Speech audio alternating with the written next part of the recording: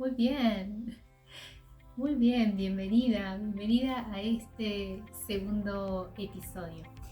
Bien, en este nuevo episodio voy a contarte algunos eventos, algunas experiencias del nivel secundario, ¿no? Aquel que me habían planteado las maestras que era tan difícil, infranqueable, después de haber terminado la primaria, era prácticamente tierra desconocida. Bueno, bien, ahí estoy yo.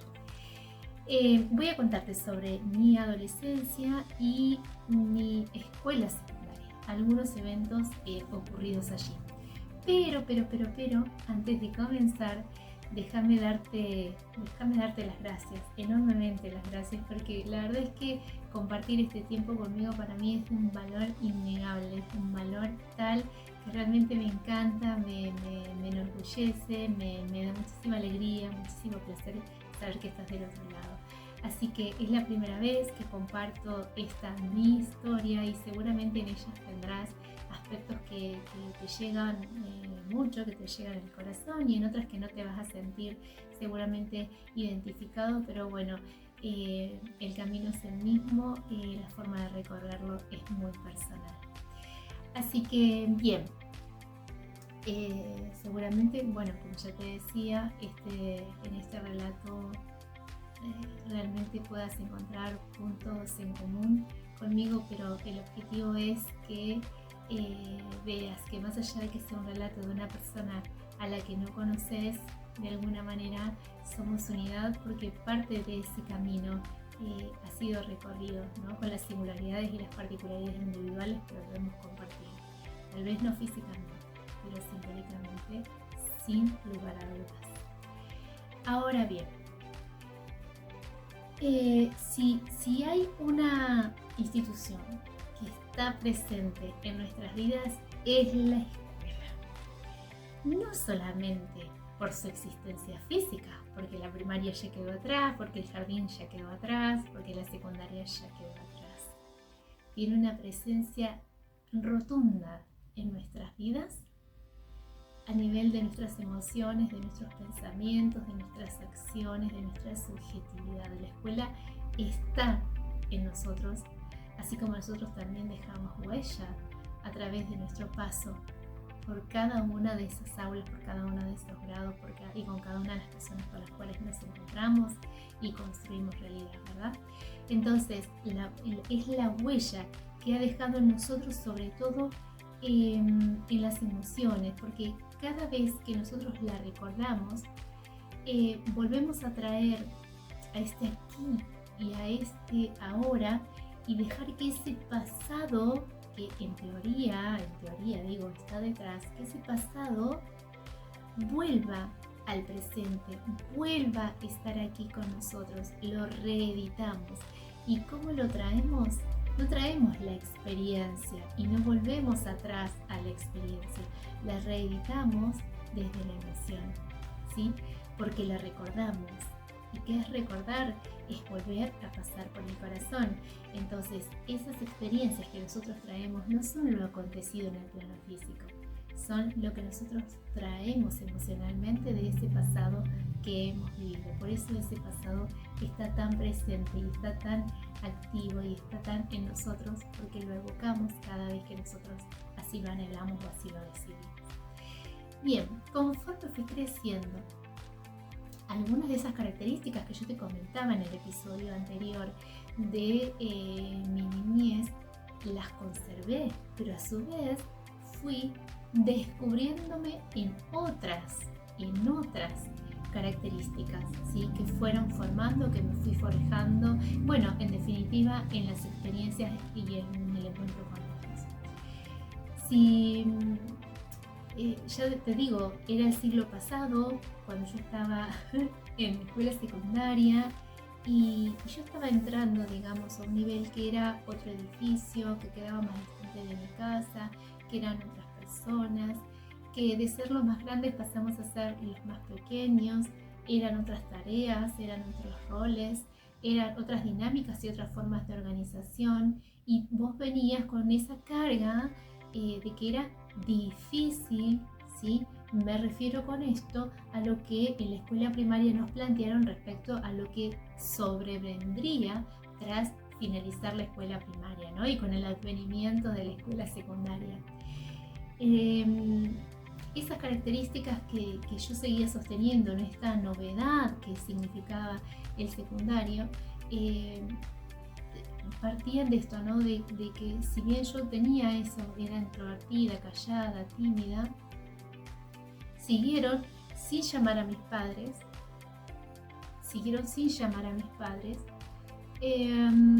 porque en realidad, como decían los profesores, no tenían nada que decir de mí. Fíjense, ¿no? Pasamos un nivel al otro, no tenían nada que decir de mí, porque era excelente alumna. Y yo siempre recibía calificaciones buenas, siempre eran buenas. Quiero decir, siempre estaba aprobada, eso significaba ser buena alumna, ¿no? Y debo decir que en la escuela secundaria sí llegué a conocer lo que era el sufrimiento, pero sufrimiento literal, producto de estas características, ¿no?, que yo les comentaba en el episodio anterior. ¿Por qué? Porque resultaba más usual y mucho más frecuente esto de exponerse más desde la palabra, desde la voz, desde lo que pensás. ¿Recordás las famosas lecciones orales? Bueno, yo nunca sentí dificultades a la hora de escribir. Yo en eso no, porque era un trabajo más bien solitario, donde tenía que trabajarlo yo, donde tenía que leer yo, donde tenía que responder yo, o sea, no tenía dificultades allí. Pero expresarme verbalmente realmente fueron en aquellos tiempos épocas de un padecimiento tremendo. Por lo general, las pruebas o los trabajos escritos, donde yo no tenía dificultades, eran más bien del estilo del profesor. Por ejemplo, preguntas que llevaban implícitas las respuestas, o marcar la opción correcta, o pregunta textual de la fotocopia, o pregunta para desarrollar mínimamente. Es decir, vos sabías quién era el profesor, conocías su manera de trabajar, y sabíamos que según el profesor era el tipo de evaluación y cómo debíamos estudiar. Y en los trabajos prácticos escritos también me sucedía que en muchas ocasiones algunos de mis compañeros me pedían lo mismo que en la primaria, ¿no? Se repetía esta situación de agregar sus nombres a trabajos prácticos, porque por lo general era yo la que decía, bueno, nos reunimos, nos vamos a juntar, ¿cuándo? ¿No? O era como que llevaba adelante la realización de esa tarea, y de hecho otros esperaban que yo así lo hiciera, porque era como tener garantizado de que iba a estar bien, ¿no? Porque yo ya tenía como una etiqueta de que era la que hacía las tareas, o la que se ocupaba de hacer las tareas, ¿no? Y que siempre le iba bien, entonces era como que iban detrás de mí. Entonces lo hacíamos, y conforme el tiempo, ¿sí? Yo veía que esta práctica se iba sosteniendo. Los trabajos prácticos los iniciaba, había otros compañeros que tomaban la posta también, pero de alguna manera estaban esperando a que yo dijera, a ver, porque seguramente como yo siempre tenía buenas notas, entonces yo lo que decía era lo que iba a estar bien. Es decir, como que había mucha cuestión detrás de esta figura, o detrás de esto de lo que era ser buen alumno. Entonces, yo sigo viendo que esto sigue aconteciendo, sigue pasando, yo lo he escuchado, seguramente a vos te habrá pasado lo mismo, o tal vez no. Pero por ejemplo, si me llamaban a dar una lección oral, que era trascender el plano de lo escrito, por ejemplo, se me ponía la cara roja, la cara parecía un tomate, parecía que me quemaba, era una cosa literal, parecía que me quemaba la piel, me daba muchísimo calor. Se me bajaba la presión, por momentos me mareaba, y no te exagero, pero llegaba algunos momentos en los que yo parecía, o en algunas ocasiones me desmayaba, como que perdía el conocimiento, porque era tal el temor a la exposición, que era insoportable hasta incluso desde mi cuerpo físico. Entonces, esas implicancias en el cuerpo físico eran tremendas, porque exponerme para mí era de un nerviosismo tal que me resultaba inmanejable. Era como que mi zona de confort era ser prácticamente invisible, o sea, pasar totalmente desapercibida, ser invisible. Realmente en esa situación sí que viví un tormento, porque eran profesores distintos y no todos reaccionaban del mismo modo. Algunos te exigían, si vos no sabías, te exigían que dieras la respuesta. Otros no toleraban que vos no le dieras una respuesta. No, eran maneras totalmente de ser diferentes. Entonces no era esa por ahí, esa contención que a lo mejor uno tenía en la escuela primaria. Ahora no, bueno, a ver, no, listo. Si no puedes dar la respuesta, entonces tendrás la calificación que te mereces. La calificación que te mereces. Bien.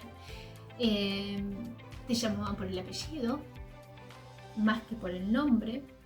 Los profesores no te conocían mucho porque iban de una escuela a la otra. Yo seguía sentándome en la fila de adelante, cuestión que estar más cerca del profesor para dar respuestas si tenía que dar alguna lección oral o participar dando alguna respuesta, pero resulta que aquí conocí lo que fue: hablar más fuerte para que todos te escuchen, ¿no? Aquí lo conocí. Dios mío, lo que me había funcionado en la escuela primaria, aquí en el secundario no lo fue tanto. Así que había preceptores, varias materias en las que ocuparse, mi adolescencia que quería aparecer, mis primeras transgresiones a la norma, algunas fallidas y otras no.